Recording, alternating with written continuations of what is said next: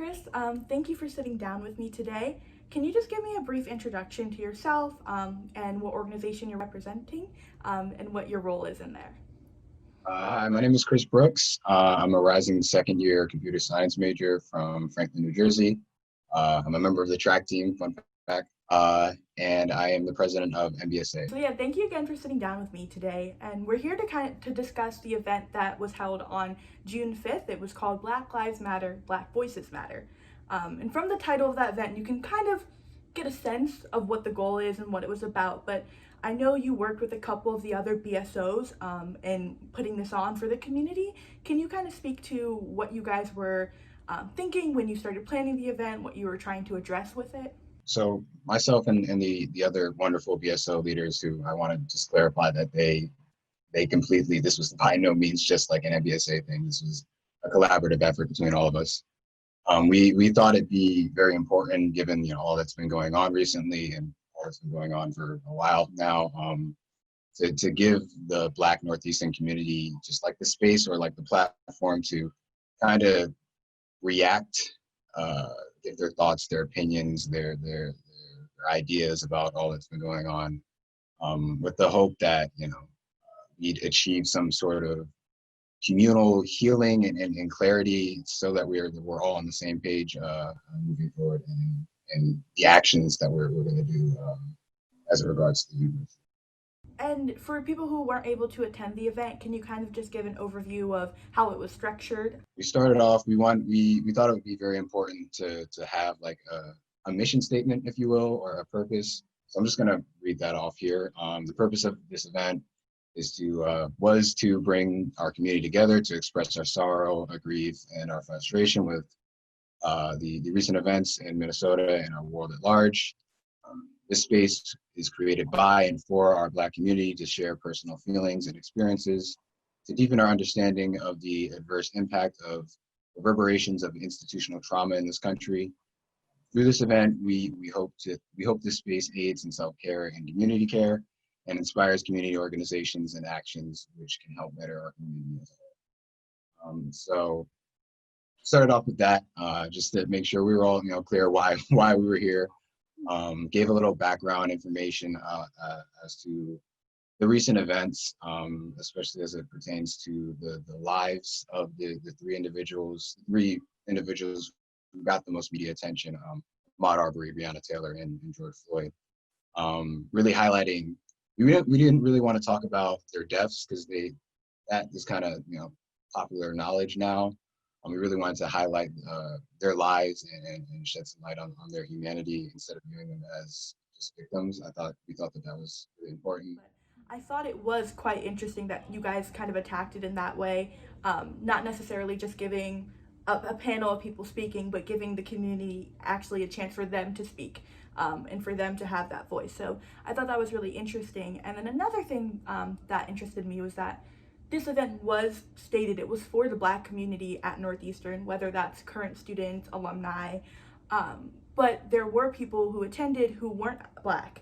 And I don't know what that conversation was like through the organizers of the event, making sure that this was a platform for Black students to share their voices, but also for other people to be able to listen.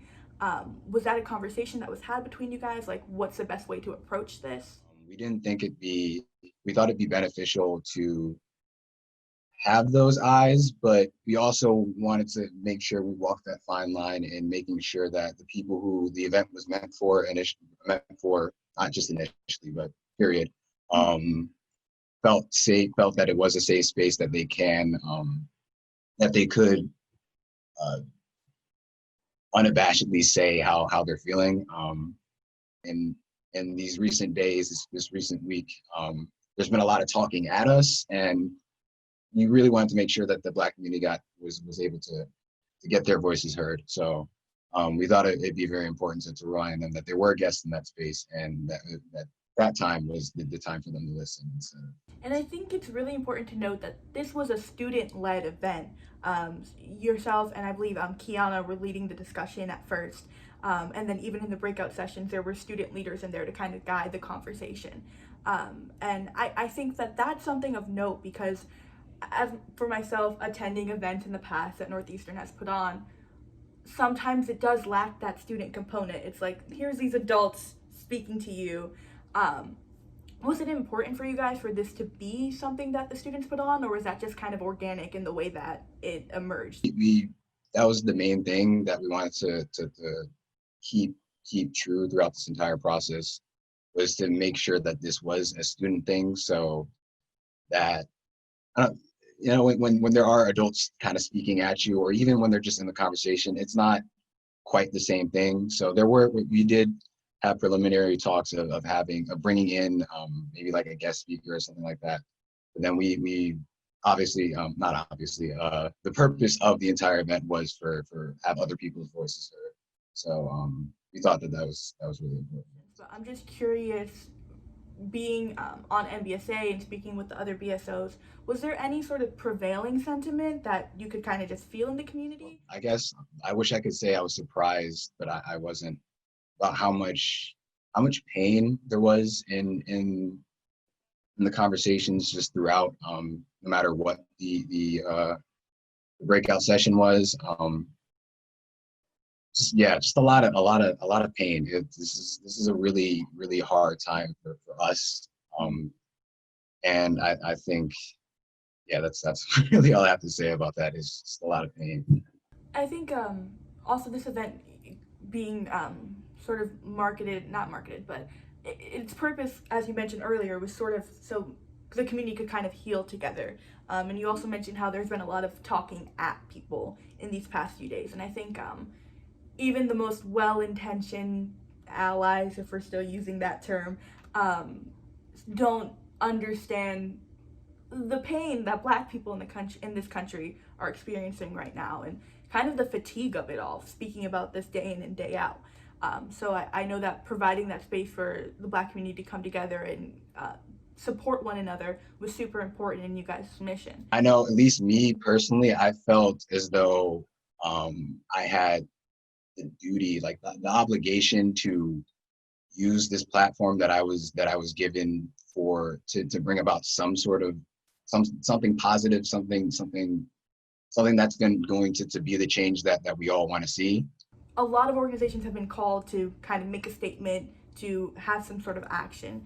And NBSA has been doing that. Of course, you guys represent the Black students at Northeastern, so that would make sense. But for other organizations who don't have ties to the Black community specifically, do you think it is important for them to use their platforms to raise awareness? If you aren't a club that is related to Black people or has ties to Black people, it's not in your name or something like that, I think it's bigger than that. I think this is bigger than just Black people. I think this is just like a humanitarian issue, and it's a matter of the heart. So if you have that sort of compassion, whether you're Black, white, purple, green, doesn't matter what color you are, I think you should be using the platform that you are given to make some sort of positive change. For NBSA specifically, because that's the organization that you are the president of, is there anything from Northeastern, from the university, that you would like to see moving forward in support of their Black students, in support of, like you said earlier, just the fact that this issue is bigger than just Black people? This affects everybody.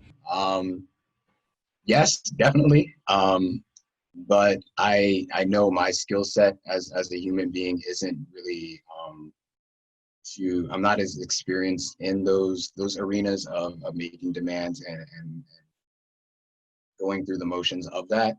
So that's why I'm trying to use NBSA's platform as like kind of the biggest, I don't want to say the biggest BSO, but kind of the all-encompassing BSO, the one that kind of has the most eyes on it right now. Yeah, I think that's kind of just representative of the fact that there are so many different ways to approach this. If you have a platform, how do I use it in the way that's most beneficial, that's most effective? And I don't think there's necessarily a right or wrong way to go about that. I think it's just the intent behind things that's important to look at. So I think that's sort of the summation of the conversation right there. I don't know if there's any other thing that you want to say on the recorded version. Anybody? I know you already thanked John D. O'Brien, but if there's anything else. I just want to thank the Northeastern Black community for the sheer amount of turnout and interest that they exhibited last night. at our Black Lives Matter, Black Voices Matter event. It really means a lot to me, just being somebody who came to the school looking for a Black community to be embraced by, to see us kind of unified in something, and see how much support that our community has for each other. So just thank you again to all of the Black, all of our Bluskies, as we kind of say. I don't really say that anymore, but whatever. So yeah, thank you, from incoming freshmen all the way up to alumni. Thank you. Chris, thank you so much for being here with us today. Thank you for sharing your thoughts, and we look forward to seeing the programming that NBSA has in the future. Thanks for being here. Appreciate it. Thank you for having me.